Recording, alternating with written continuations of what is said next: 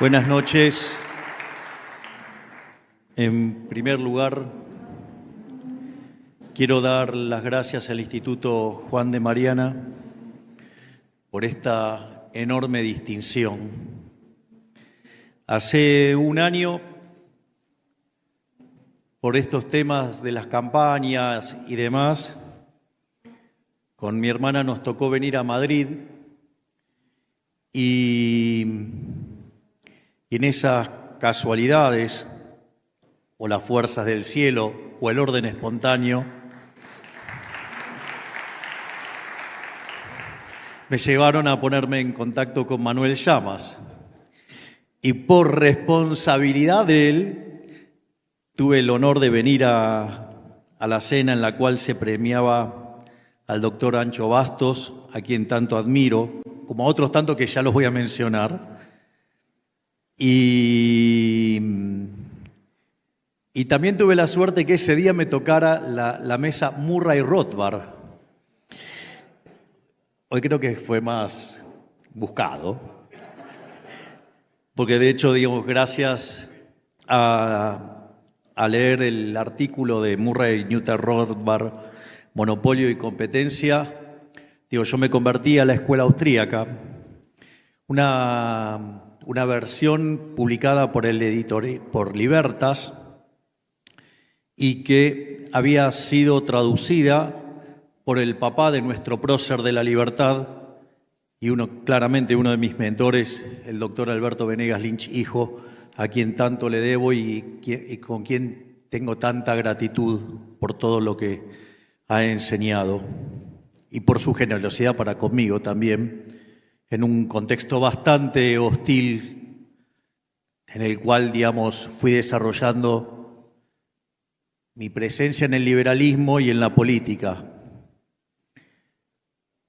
Y en ese contexto también quiero dar las gracias por las palabras del profesor Huerta de Soto, quien ha sido tan importante inspirándonos a todos, donde sus clases en YouTube son una verdadera revolución.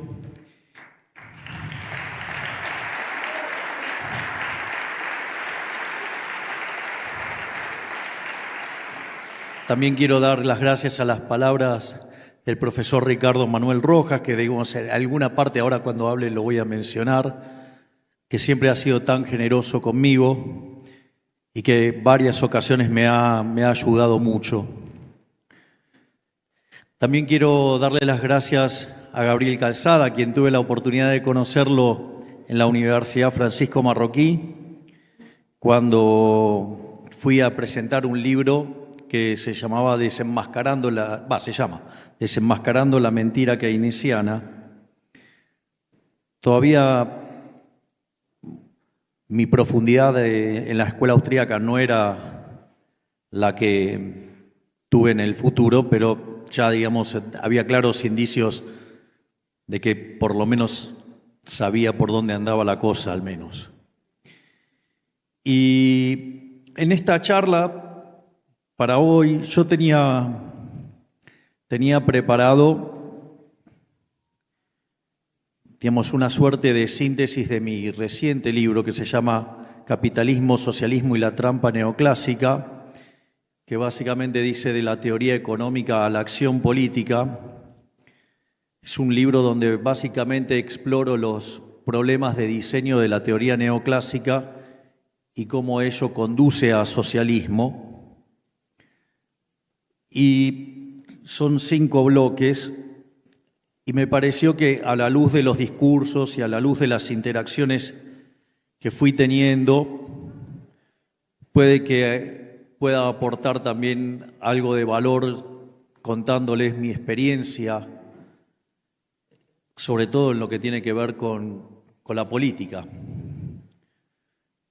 Entonces, la charla la voy a particionar, voy a hablar un poco, digamos, de lo que tiene que ver con las cosas que estamos haciendo en el gobierno y, por otra parte, después voy a entrar en el tema de la discusión que quería dar, pero de manera mucho más sintética y mucho más concentrada. Y una de las cosas que mencionó el profesor Huerta de Soto, extremadamente valiosas, es cuando él señala el rol del conocimiento de la teoría económica. Les puedo asegurar que eso es fundamental. Hay un dicho que a mí me gusta levantar recurrentemente que dice: el que no sabe lo que busca no entiende lo que encuentra. Y esto tiene un rol fundamental cuando uno diseña la política económica y cómo uno se aferra a ese rumbo. O sea, nosotros desde el primer momento siempre supimos hacia dónde queremos ir. Es decir, el norte está claro, nosotros queremos ir ahí. Y eso viene dado por todo lo que uno hace, su background, la forma en la cual vemos la economía, pero no es solamente la cuestión de la economía. Nosotros interpretamos la política económica desde una cuestión moral. El diseño de la política económica tiene que ver con una cuestión fundamentalmente moral. Es decir, cuáles son los valores que están detrás de eso. Y claramente que frente a eso nada puede contra el liberalismo.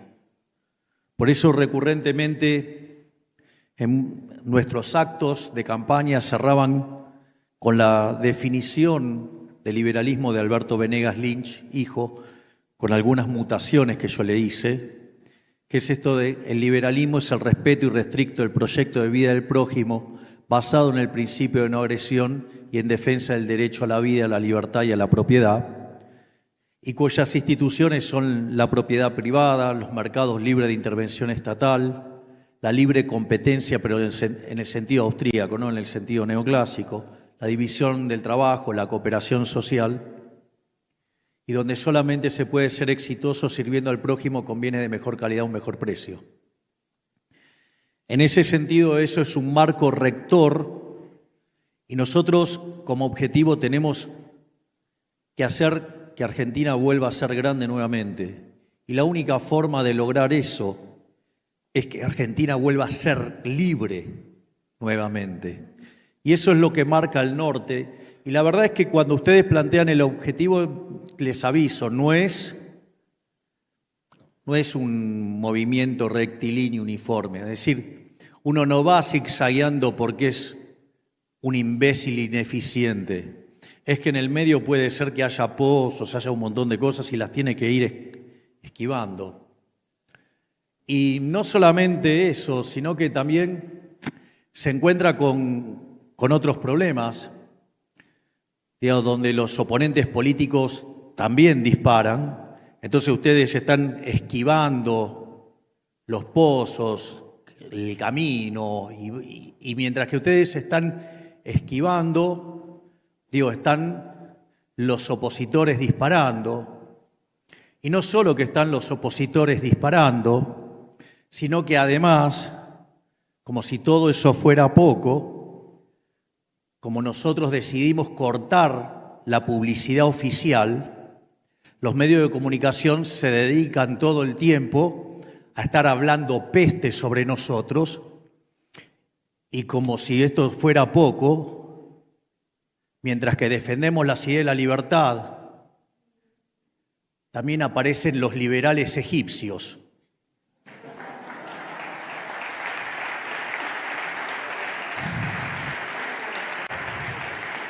Que por un lado hablan de libertad y que por otro lado le venden la patente de corso al mejor postor. Hasta lo hacen hablar de la eficiencia del gasto público. Y no solo eso, que uno tiene que seguir avanzando y seguir peleando por las ideas. Y lo peor de todo es que hasta tiene que lidiar con las mentiras y demás. En ese sentido, les voy a contar mi versión de lo que nos encontramos, de lo que estamos haciendo y a dónde estamos yendo, para después sí empezar a discutir algo, del trasfondo teórico que desde mi punto de vista es importante. Cuando nosotros llegamos al poder, los déficits gemelos de Argentina ascendían a 17 puntos del PBI. Básicamente, ustedes saben, aquellos que hayan estudiado toda la literatura de indicadores tempranos de crisis, que un déficit, los déficits gemelos por 4 puntos del PBI es una luz amarilla, 8 puntos del PBI es alerta de cataclismo. Imagínense recibir 17 puntos del PBI de déficit gemelos. Eso es básicamente lo que nosotros recibimos estructuralmente. De esos 17 puntos, 15 estaban en el sector público nacional, donde 5 puntos correspondían al déficit del Tesoro y 10 puntos del PBI en el Banco Central, es decir, el déficit cuasi fiscal.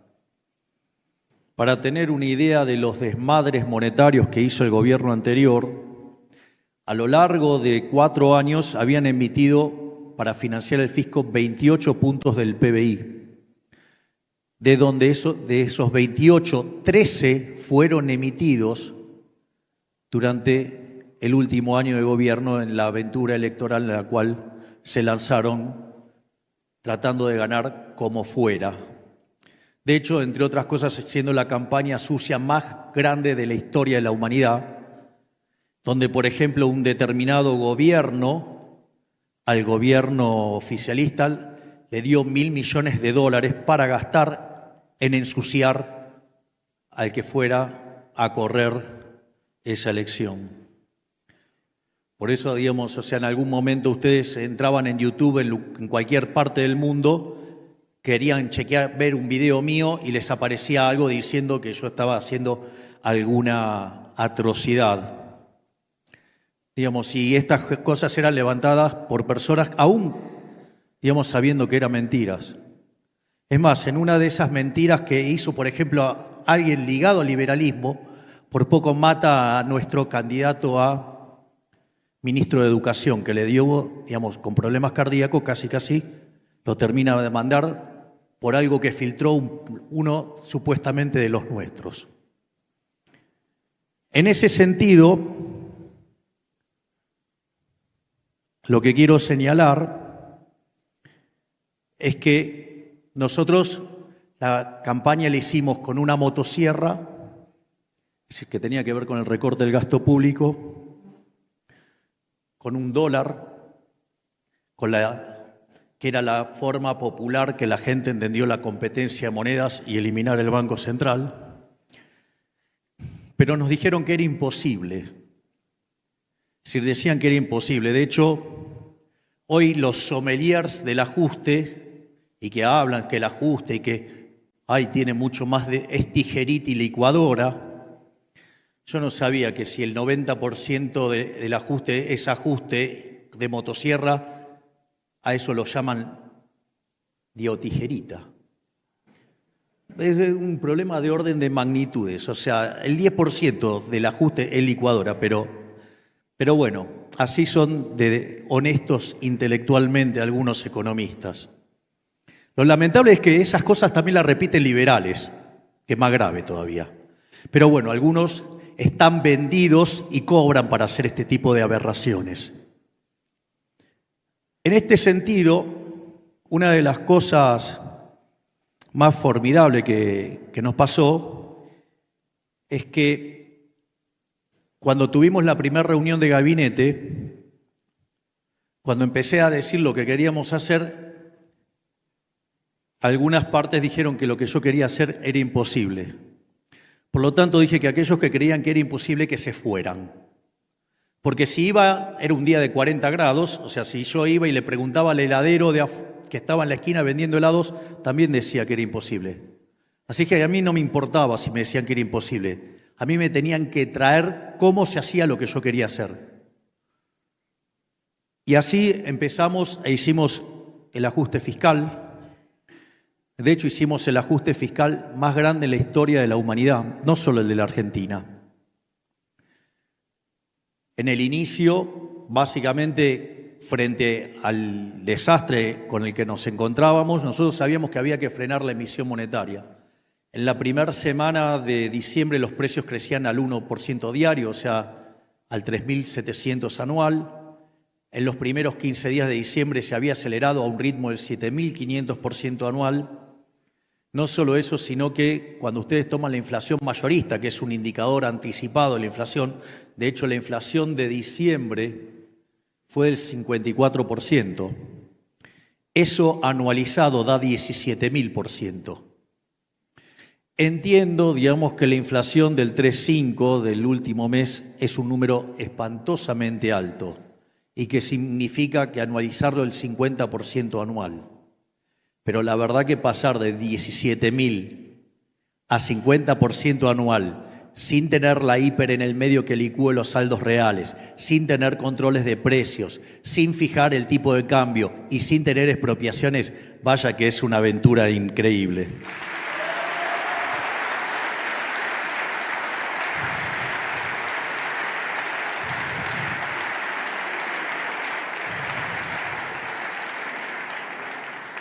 Pero es más, la dificultad monetaria no solo era todo lo que había emitido el gobierno anterior, no era solo el problema de la financiación del fisco, sino que también era el problema de los pasivos remunerados, que nos generaban 10 puntos de déficit fiscal.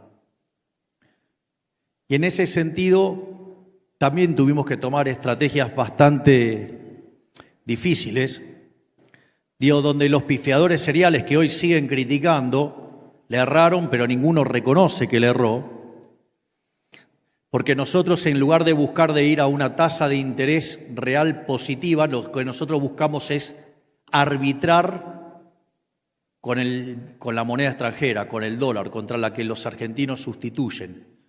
Entonces eso implicaba una alta tasa en dólares, pero en términos reales negativos.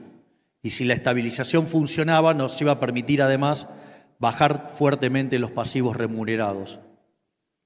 Y al mismo tiempo, la tasa de interés, que estaba arriba del 250%, hoy está en el 40%, y el déficit cuasi fiscal de 10 puntos del PBI va a terminar siendo de 1 punto por lo que ya corrió, no por lo que viene para adelante. Y esto también es importante, ¿por qué? Porque el gobierno anterior, donde esa deuda con el Banco Central estaba a 30, 60, 90, 120, 180, 270 y 360 días, no sé si ingenuamente, pero la pasaron toda a un día. Esto no lo hicieron por casualidad, no lo hicieron inocentemente. Argentina tenía una brecha cambiaria del 200%, es decir, la relación del tipo de cambio y el paralelo y oficial era de 3-1. Además, tenía deuda con importadores por el equivalente a 50.000 millones de dólares, con lo cual parte del sistema productivo estaba parado porque nadie ya podía importar. Además, Argentina tenía el crédito, el acuerdo con el fondo caído, teníamos 25.000 millones de dólares de deuda que vencían externa, donde la gran mayoría eran como organismos multilaterales y estábamos con ese problema. Teníamos cerca de 15.000 millones de dólares de dividendos retenidos. Teníamos además vencimientos de deuda en pesos por el equivalente a 90.000 millones de dólares. Entonces, básicamente, y los pasivos remunerados eran prácticamente 4 veces la base monetaria. Por lo tanto, ¿cuál era la gran apuesta del gobierno anterior? Es que nosotros no fuéramos liberales libertarios, sino que fuéramos liberales libertarados.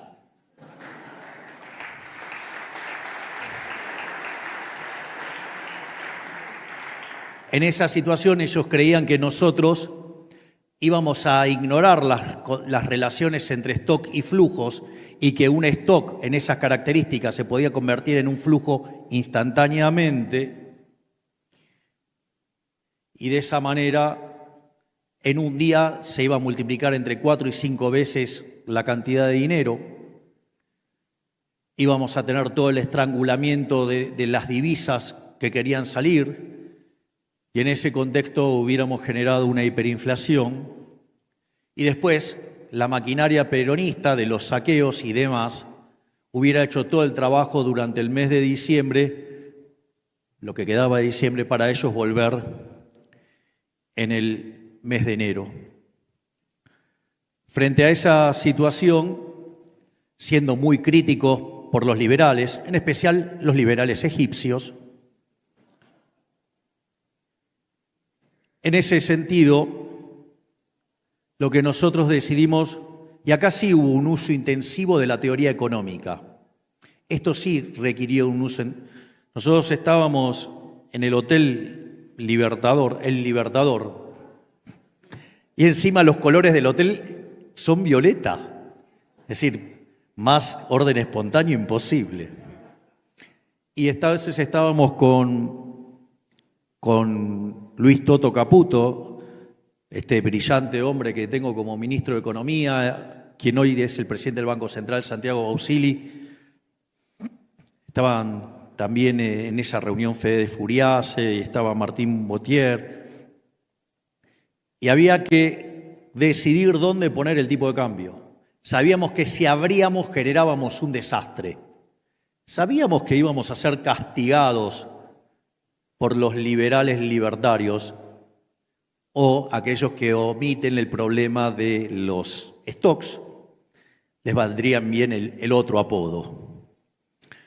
Y una de las cosas, el consenso de mercado, tan fatalmente arrogante, decía que había que poner el tipo de cambio en 600 y que en función de eso, dado ese 600,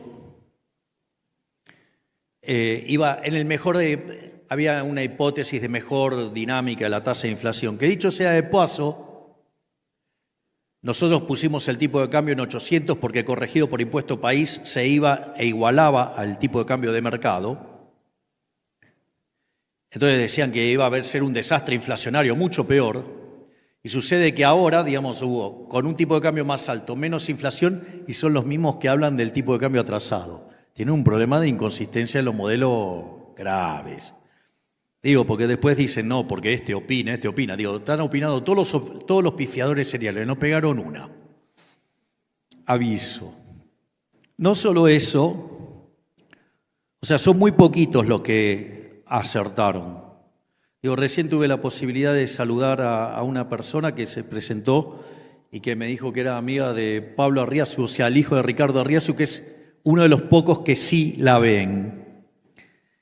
Y en ese sentido, nosotros, ¿por qué elegimos el tipo de cambio ahí? Y esto es teoría económica pura, porque si yo, digamos, iba a un número más parecido al tipo de cambio de mercado, aun cuando no era perfectamente el mercado, ¿qué era lo interesante? Que yo achicaba el exceso de demanda de divisas. Y al achicar el exceso de demanda de divisas, achicaba el exceso de oferta del resto de la economía. Entonces, achicando el exceso de oferta de bonos, subía el precio de bonos y por ende la tasa de interés y el riesgo país caían. Por lo tanto, el nivel de actividad económica también se achicaba la diferencia entre ahorro e inversión y por tanto se achicaba el exceso de oferta de bienes y por ende la actividad caía menos. No solo eso, sino que además el exceso de oferta en el mercado de trabajo también se hacía menor y por ende el salario real caía menos.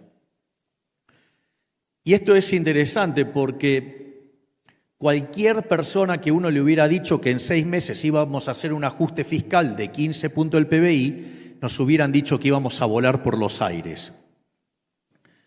De hecho, nosotros teníamos un desequilibrio monetario peor que en la previa de la crisis del Rodrigazo en el 75. La situación del balance del Banco Central era peor que la que tenía el Banco Central en el año 89, previo a la hiperinflación de Alfonsín. Y los indicadores sociales eran peores que los de la convertibilidad, al final de la convertibilidad en el 2001. Por lo tanto, no solo que teníamos todas las condiciones para que fuera la crisis más importante de la historia argentina, porque combinaba los 3 elementos de las 3 peores crisis de Argentina, sino que además teníamos estructuralmente cierta debilidad en materia de estructura legislativa y estructura de poder.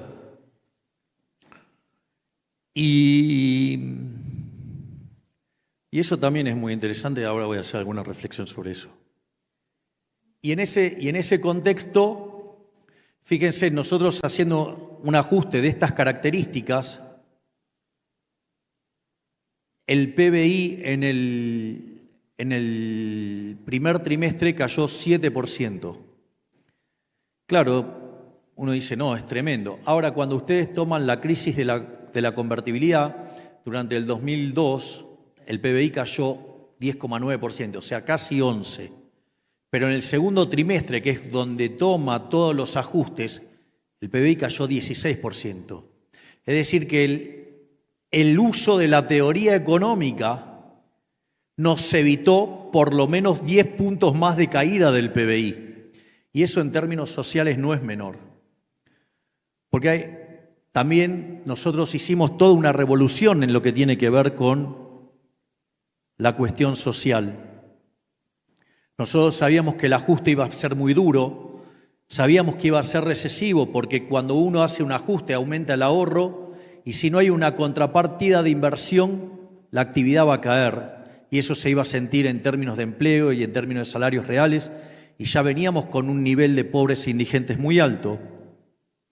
Por lo tanto, hubo una duplicación de la asignación universal por hijo, hubo duplicación del plan alimentar para que no le falte el alimento a los chicos, un plan que se llama 1000 días, que darle asistencia a las mujeres embarazadas. Además, se le dio contención a los alumnos, a los chicos para que pudieran tener útiles, y no solo eso, sino que además, para evitar el trauma que implica tener que cambiar de colegio para un chico y la situación que eso genera también en la familia, dimos asistencia para que pudieran cubrir las cuotas de los colegios privados de bajos recursos. Sí, a pesar de toda esa contención, obviamente que dimos el ajuste fiscal en los primeros meses llegó a 7 puntos del PBI, como necesitábamos 5, ya un punto lo dejamos correr. Entonces, con los 6 del Tesoro más los 9 del Banco Central estamos en 15. Es más, ahora con todo esto, digamos, el país hubiera estallado y sin embargo no estalló y sin embargo critican la política social del gobierno. Bueno, porque hay algo que hizo el gobierno que fue interesante y es terminar con los intermediarios de la pobreza. Es decir, gente que levanta la noble causa de dar contención a los más necesitados, aunque sabemos que de fondo, como dice el profesor Huerta de Soto, los planes contra la pobreza generan más pobreza. Pero aún teniendo eso en la cabeza, nosotros cambiamos la dinámica de la asistencia. Históricamente en Argentina la asistencia fue darle el pescado a la gente. Ya lo revolucionario en nuestro caso fue el nombre que tiene el ministerio, se llama Ministerio de Capital Humano. Y nuestro objetivo no es darle el pescado a la gente. Nuestro objetivo es enseñarle a pescar, enseñarle a ser un empresario y si puede que tenga su propia empresa de pesca.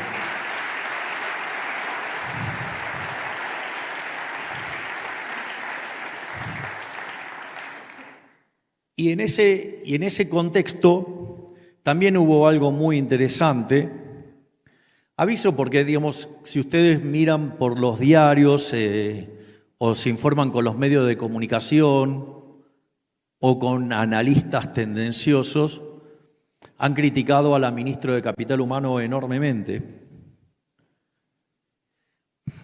Se creen que, digamos, porque además la ministra de Capital Humano tiene un defecto, es amiga mía. Entonces, tiene otro que es ser honesta. Entonces creen que yo tendría problemas en echar a alguien de mi gabinete porque es amigo. Bueno, el jefe de gabinete que fue eyectado, digamos, hacía 18 años que era amigo mío. No cumplió los objetivos, se fue, pista. Acá, digamos, es cumplir los objetivos. El que lo cumple, lo cumple. Y el que no lo cumple, por más que lo conozca hace 20 años, 30, afuera.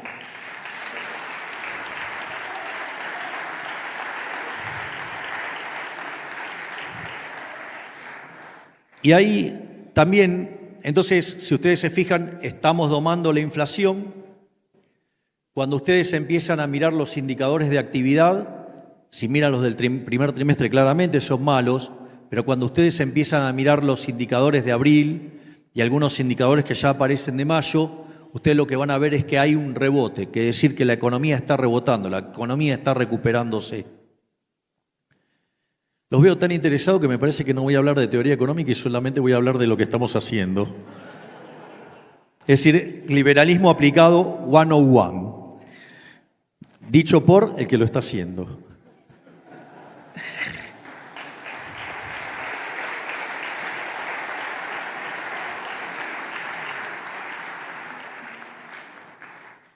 Ya está, se acabó la tentación, así que ahora voy a hablar de lo que estoy haciendo. Y en ese sentido también hubo algo muy interesante. Una de las cosas que descubrió la ministra de Capital Humano fue que si bien cuando se daban los planes sociales se les daban una tarjeta, cuando se daban esa tarjeta uno creía que el beneficiario lo cobraba entero. Bueno, les aviso que no. ¿Cómo funcionaba? Cuando ustedes recibían ese programa, ustedes después tenían que certificar que habían trabajado. Y cuando iban a buscar esa certificación, ahí se quedaba la mitad.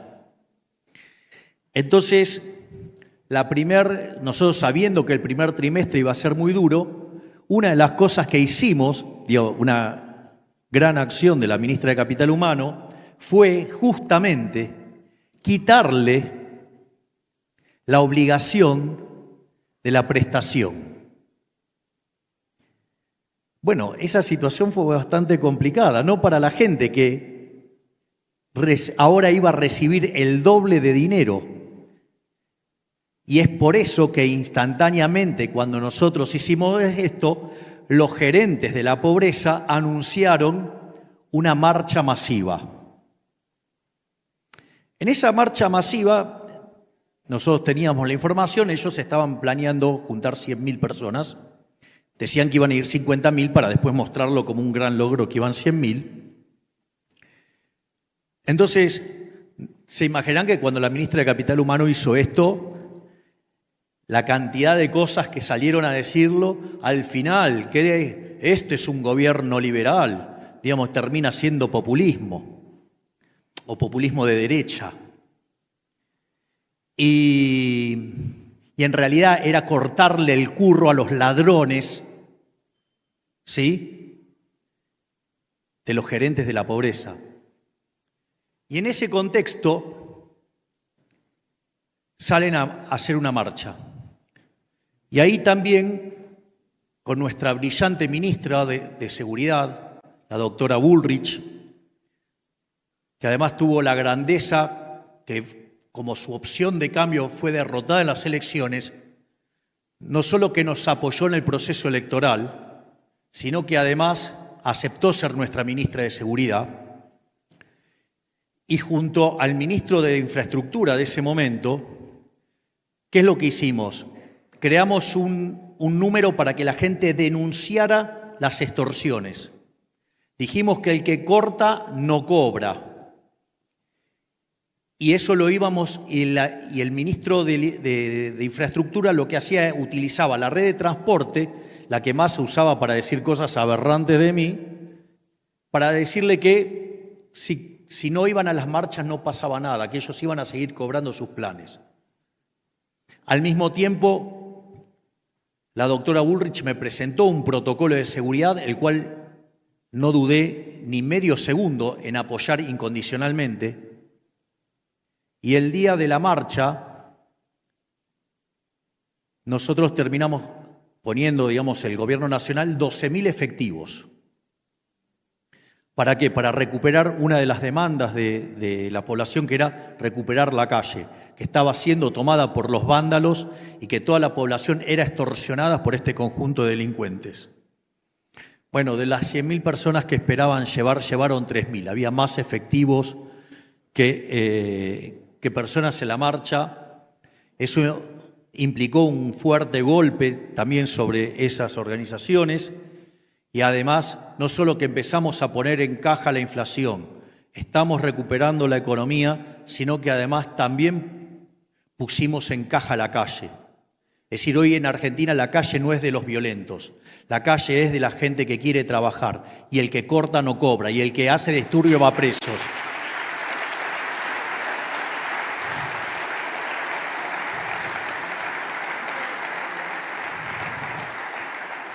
Pero no solo, digamos, es una cuestión de lo que nosotros estamos planteando en términos de lo que sería de la estrategia de estabilización y lo que tiene que ver con la estrategia de poner el control en las calles. Nosotros también dijimos que íbamos a apuntar a recuperar el crecimiento económico y que obviamente, digamos, eso implicaba hacer una reforma del Estado. Bueno, lo primero que hicimos fue bajar la cantidad de ministerios a la mitad, que muy a mi pesar, porque me hubiera gustado que otro fuera mi video más popular en el mundo, es afuera. Y ese es el video más popular de los que tengo, que todo el mundo, pero se volvió, a lo igual que no hay plata. Digamos, esto es muy interesante lo que pasa con el no hay plata. Los distintos políticos de distintos pelajes o están perdidos totalmente porque, digamos, son socialistas de lo más rancio, o son socialistas cool, o sea, keynesianos. Digo, todos tipos que ignoran la restricción de presupuesto. Miren, les voy a contar algo. Había algo que, como cuando era diputado, que me producía una cosa tremenda, me ponía de tremendo mal humor, y es que nos asignaban tiempos para hablar, o sea, cada cual, en función del tamaño del bloque que tenía, iba teniendo, digamos, una determinada cantidad de tiempos. Entonces, claro, si ustedes querían entender por qué de 123 años, 113 habíamos tenido déficit fiscal, si de las 22 crisis que tuvimos desde el año 1901 hasta ahora, de las 22, 20 tenían origen fiscal, ahí lo tenían todos. En la Cámara donde se vota el presupuesto, ninguno respetaba la restricción de presupuesto. Si le daban 5 minutos, hablaban 10. Si le daban 10, hablaban 20. Son unos violadores sistemáticos del presupuesto. ¿Cómo no iban a hacer el desastre que hicieron?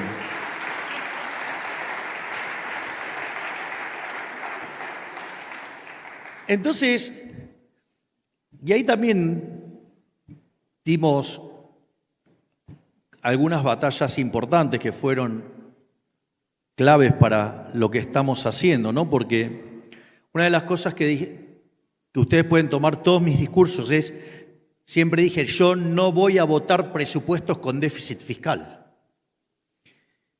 Y explicaba que, por ejemplo, si ustedes tienen déficit fiscal, y por eso es tan importante el tema de los valores, si ustedes lo votan con endeudamiento, eso es profundamente inmoral. Porque en realidad lo que están diciendo es que la fiesta de hoy se paga con impuestos futuros. Es decir, que ustedes están de fiesta hoy y le están pasando la cuenta a sus hijos, a sus nietos.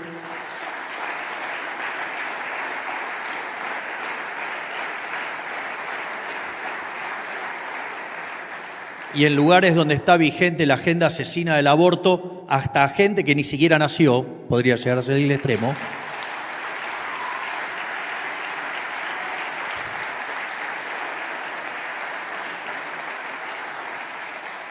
Entonces el endeudamiento es inmoral. Ese es el primer punto. El segundo punto es, de hecho Argentina usó tanto eso que es el máximo defolteador de la historia moderna. Dicho sea de paso, nosotros recibimos el país con 2.900 de punto de riesgo país, llegamos a bajarlo a cerca de 1.150, hasta hace unas pocas semanas, donde la política, que no solo no ayuda, sino que además trata de destruir, nos hicieron saltar el riesgo país a 1.600, ahora de vuelta está bajando, porque bajo ningún punto de vista voy a entregar el equilibrio fiscal, o sea, me van a tener que matar para, digamos, o sea, me van a tener que sacar de la Casa Rosada para que haya déficit fiscal, porque no se los voy a entregar.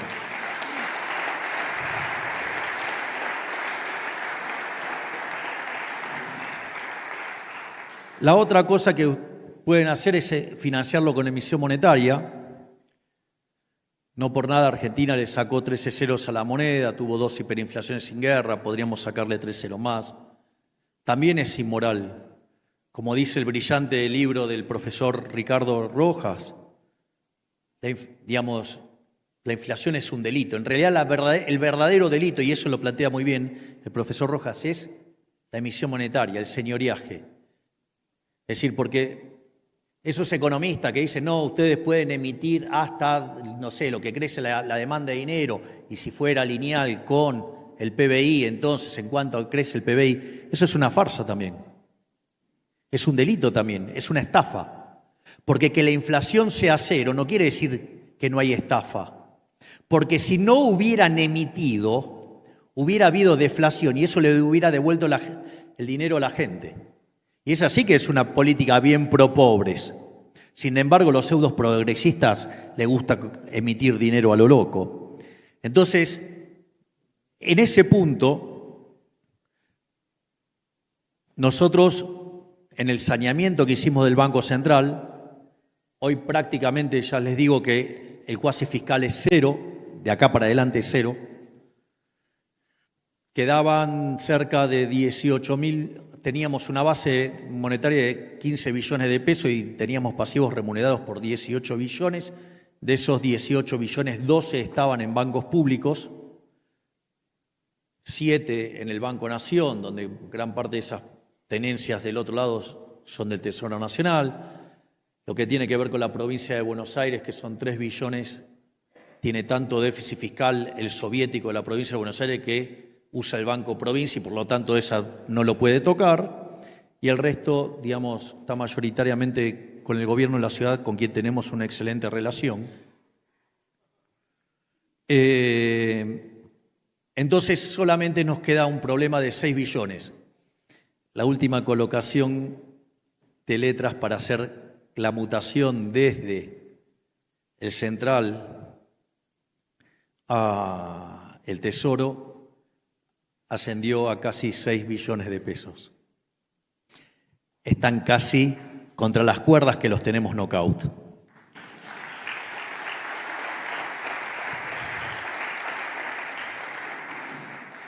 El único problema que nos queda en el Banco Central en este momento es un instrumento contingente, unos puts, que el gobierno anterior, como no conseguía el financiamiento para el Tesoro, desde el Tesoro y con el aval del Fondo Monetario Internacional, utilizó instrumentos contingentes. ¿Y cuál es el problema con eso? Que en el balance del Banco Central ese pasivo queda registrado por el valor del contingente, o sea, con una fracción muy pequeña del pasivo que ustedes tienen abierto. Entonces ustedes no lo ven prácticamente adentro del Banco Central y sin embargo hay un potencial de emisión por 4 puntos del PBI. Por lo tanto, el día que terminemos con eso, ahí va a empezar la segunda etapa de la reforma monetaria. Ya he evitado, el tiempo es de Dios. En ese contexto, necesito cerrar el acuerdo con los puts y eso me tengo que poner de acuerdo con los bancos. Nosotros, además, estamos trabajando en una reforma del sistema financiero, en separar la banca de inversión con la reserva de valor, de modo tal que el sistema se convierta en un sistema, digamos, anticorridas, o sea, el almacén de valor es un encaje del 100%.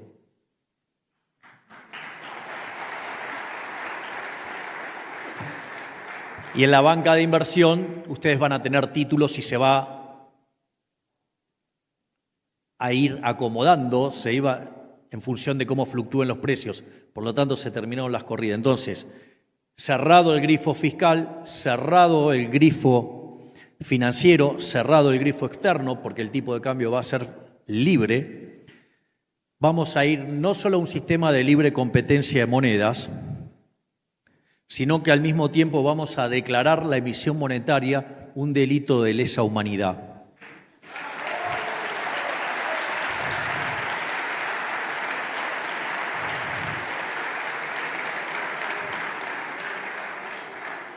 Y en ese caso, si llegara a haber emisión monetaria, va a ir preso el presidente de la Nación.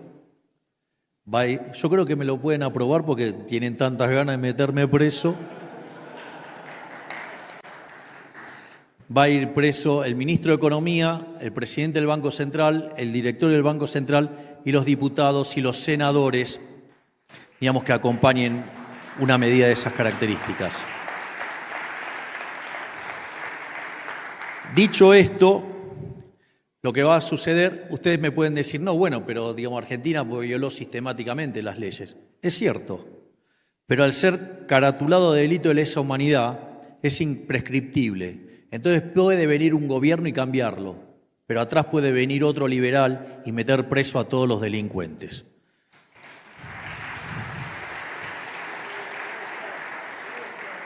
Por lo tanto, al quedar fija la cantidad de dinero, de pesos, y en la medida que los individuos necesiten monetizar, van a traer sus propias monedas y van a hacer las transacciones en las monedas que desean. Y si ustedes se fijan, eso va a hacer que cada vez el peso tenga muchísimo menos rol o importancia dentro de la cantidad de transacciones que se hace. Y va a llegar un momento que va a ser tan chico que vamos a cerrar el Banco Central.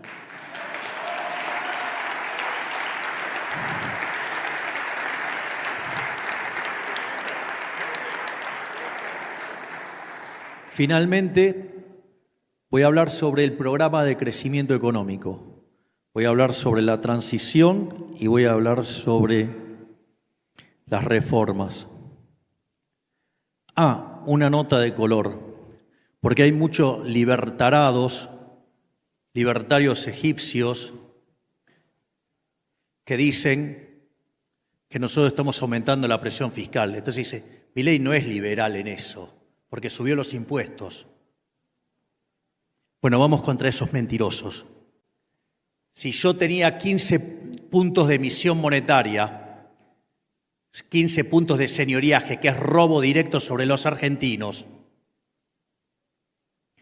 y solo me llevé 1,5 puntos de impuesto país y le devolví a los argentinos 13,5 puntos, ¿aumentó la presión fiscal o bajó en el neto?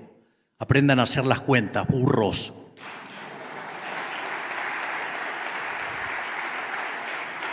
Es más, te lo subrayo más, delincuente.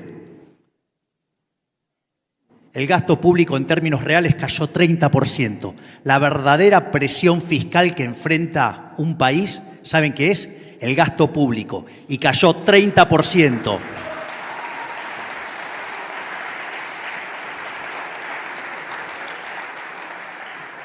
Por lo tanto, estamos corriendo al estado del medio. ¿Y por qué es importante esto?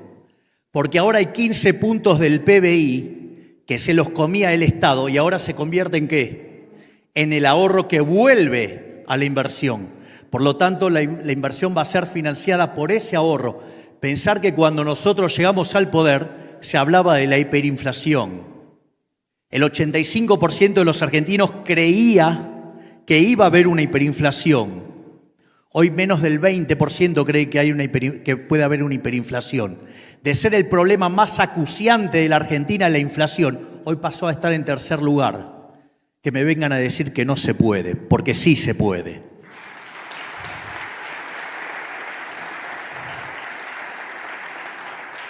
Y no solo eso, sino que además volvió el crédito a 30 años. Vaya que lo estamos haciendo. Entonces, no solo eso, que va a ser un elemento que va a potenciar el ahorro y por ende la inversión, Argentina es una economía que viene de 20 años de populismo salvaje, está profundamente descapitalizada, por lo tanto, eso hace que el valor del producto marginal del capital, si ustedes quieren el retorno del flujo de fondo de la firma, si lo quieren poner en términos de finanzas, eso hace que sean enormes y que estén muy por encima del WACC, o sea, del coste de oportunidad. Y eso también potencia la inversión.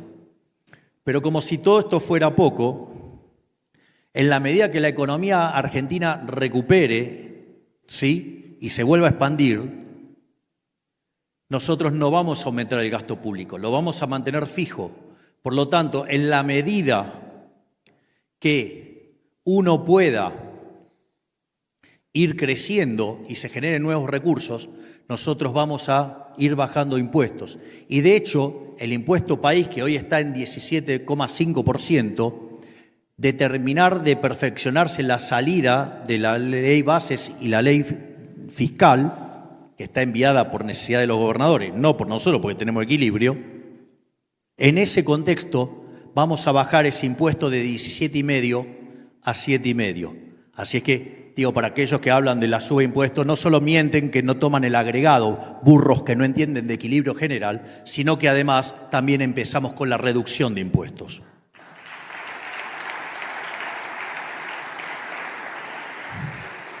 Por otra parte, hay gente que dice que no tenemos un programa de largo plazo. Es increíble porque la reforma más grande que se hizo en la Argentina fue la que hizo Menem, y esa reforma del Estado tenía 100 artículos, eran 100 reformas.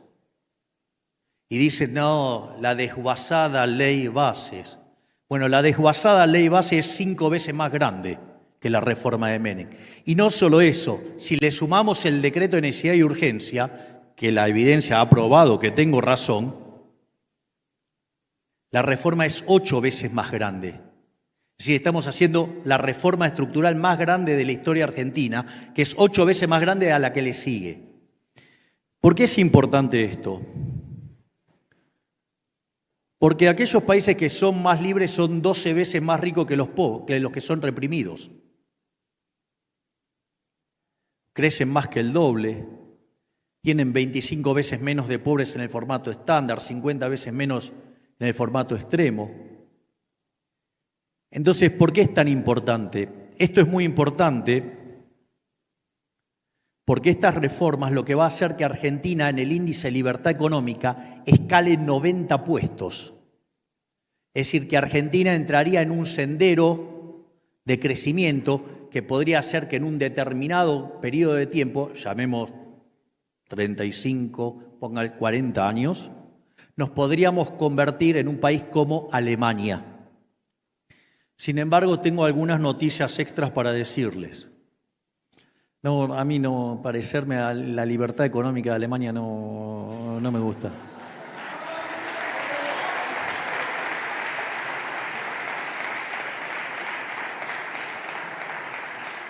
Es más, el país que más libertad económica tenía era Irlanda, y eso en 35 años hizo de ser el país más miserable de Europa tener un PBI per cápita 50% más alto que el de Estados Unidos. Pero la verdad, ¿sabe qué? Nosotros tenemos pendiente todavía 3.200 reformas estructurales más, y no solo que vamos a ser libres como Irlanda, vamos a ser el país más libre del mundo y vamos a ser el país más próspero del mundo.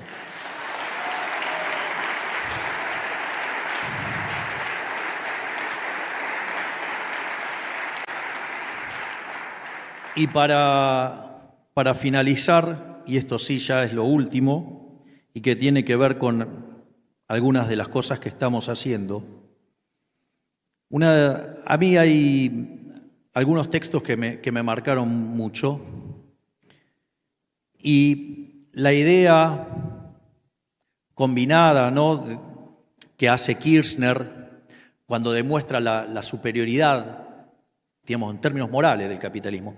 Porque es interesante cómo arranca ese libro. Kirchner dice, sí, la superioridad productiva del capitalismo respecto al socialismo es innegable. Pero si estás construido sobre bases injustas, no vale la pena defenderlo. No importa que sea más productivo. Está construido sobre algo injusto. Entonces no vale la pena Entonces él avanza en demostrar que además es el único sistema justo. Para eso se vale del principio de apropiación de Locke y se vale de la idea de Hayek del mercado como proceso de descubrimiento. Esto es muy interesante porque cuando ustedes estudian la literatura del crecimiento económico de especialización, o sea, con y sin dinero, o sea, se supone que entiendo cómo se hace para crecer una economía y cómo bajar la inflación. Esta última parece que está funcionando, la otra créanme que también. Pero es muy interesante el planteo de Hayek. Si ustedes lo ponen y lo contrastan con lo que es la teoría del crecimiento económico. La teoría del crecimiento económico, una de las cosas que hace es buscar y tratar de describir cómo llega a un estado estacionario con o sin crecimiento. Pero lo interesante es que según como ustedes modelen la función de producción, aparece un fenómeno que se llama convergencia. Y eso es interesante porque los países que suelen estar rezagados crecen más rápido que los que están adelante si hacen las reformas de mercado. Y entonces ustedes hacen las reformas de mercado y entonces en algún tiempo alcanzan a los países, digamos, desarrollados, si ustedes quieren llamarlo de alguna manera. Y esto es muy interesante porque cuando ustedes van mirando la historia de la humanidad, la cantidad de años que se necesita para duplicar el PBI per cápita es menor.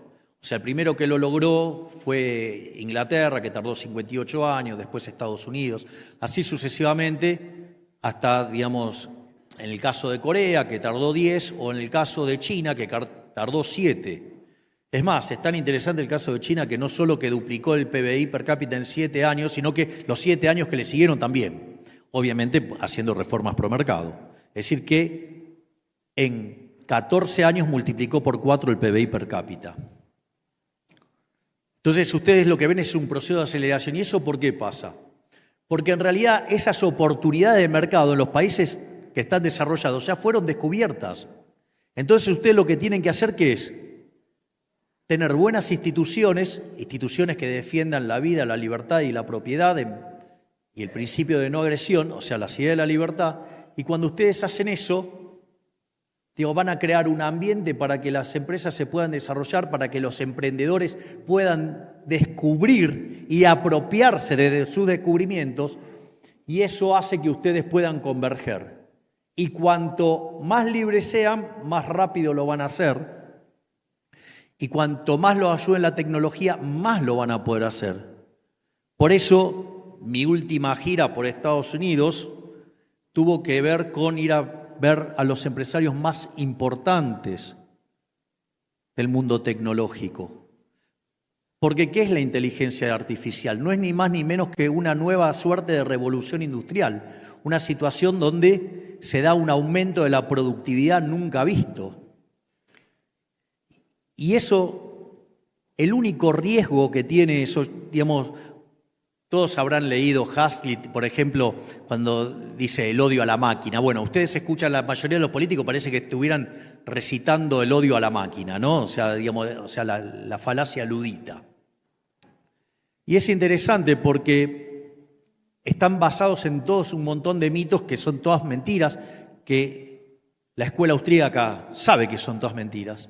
Y con eso lo que hacen es regular. Pero ¿qué es lo que pasa? Ustedes cuando ustedes regulan, esto en economía es el problema de las no convexidades.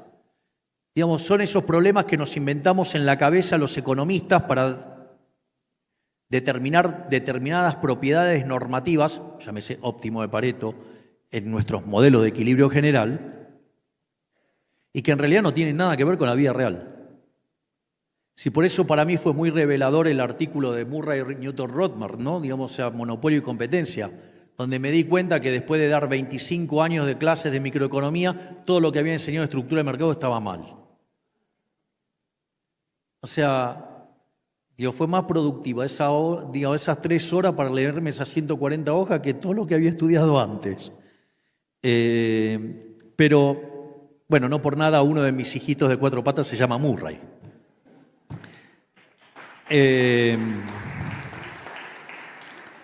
Y en ese sentido, los monopolios, cuando lo había tomado Adam Smith de la definición de Lord Coke, monopolio era cuando el monarca o el señor feudal exigía que en una determinada situación, en un determinado lugar, se vendía un solo producto de una sola empresa. Y si eso no era cumplido, se lo sancionaba con la ley, le cortaban la cabeza, no se le hacían cualquier cosa de esa, o los mataban. Digo eso. Ahora, si yo tengo 10 empresas de celulares y aparece una que hace el mejor celular a un mejor precio y más barato, y sí, las otras 9 van a quebrar. ¿O acaso están llorando por los fabricantes de vela ahora? Maldito Edison. Gracias, Edison. Entonces, fíjense esto. ¿Qué es lo que hacen? Siguiendo el paradigma neoclásico, intentan regular esas empresas como si fueran competitivas en el sentido neoclásico. Eso quiere decir que le quitan la cuasirrenta, es decir, los beneficios extraordinarios. Si ustedes le quitan las cuasirrentas, el resultado es que ustedes quedan como si fueran una empresa de rendimientos constantes a escala, es decir, que les mató el potencial de crecimiento económico. Es decir, que las regulaciones con las cuales, digamos, Europa es el lugar del mundo que más sufre esas regulaciones, por ende es el lugar que menos crece del mundo, justamente el Estado y sus regulaciones están matando el crecimiento económico. Entonces, ¿qué es lo que nosotros les ofrecemos? Desregular, apertura, libertad, para que puedan invertir.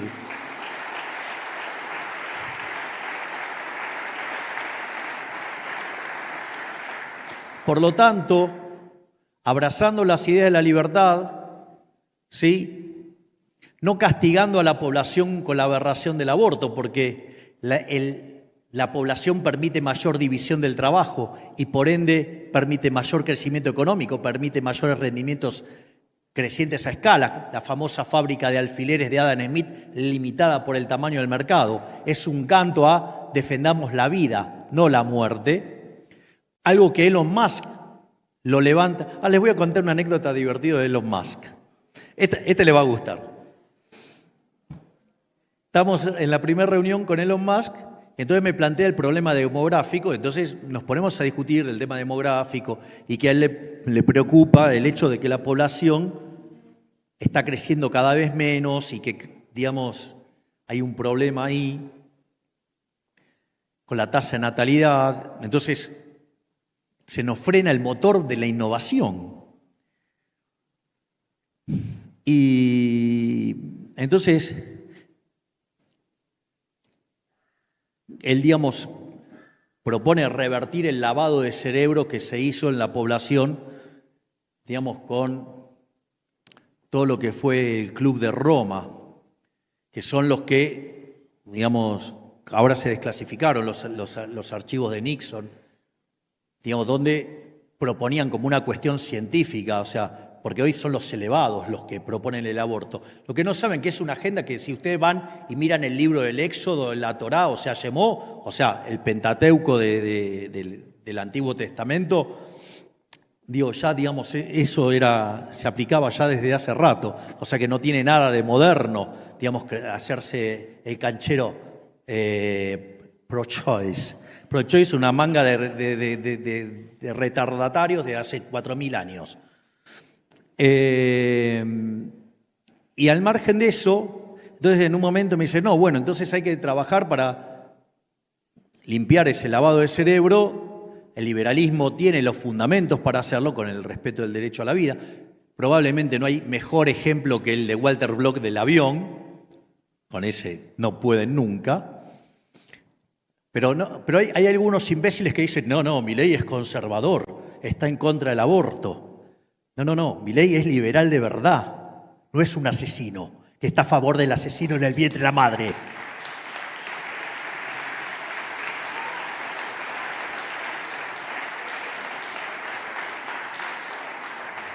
Lo peor de todo es que estas cosas me las diga alguien que no es liberal y que un imbécil que se dice liberal, un liberal egipcio, Dios se lo avale. Pero al margen de eso, me dice Musk, bueno, hay que empezar a traer hijos al mundo. Digo, bueno, está bien, me parece bárbaro. Bueno, me dice, bueno, ¿y por casa cómo andamos? Bueno, dije, mire, yo tengo Hijos, tengo 5. Le dije, sí, me dice, pero los de 4 patas no cuentan. Así que además Elon Musk no solo que es un... Miren qué fabuloso, esto en un tramo de la charla dice, y eso explica por qué es exitoso y eso es festejable y ponderable. Dice, yo me levanto todas las mañanas pensando en qué problema le puedo arreglar a la humanidad. Y esto es el benefactor social de que nosotros hablamos, el empresario exitoso es ese.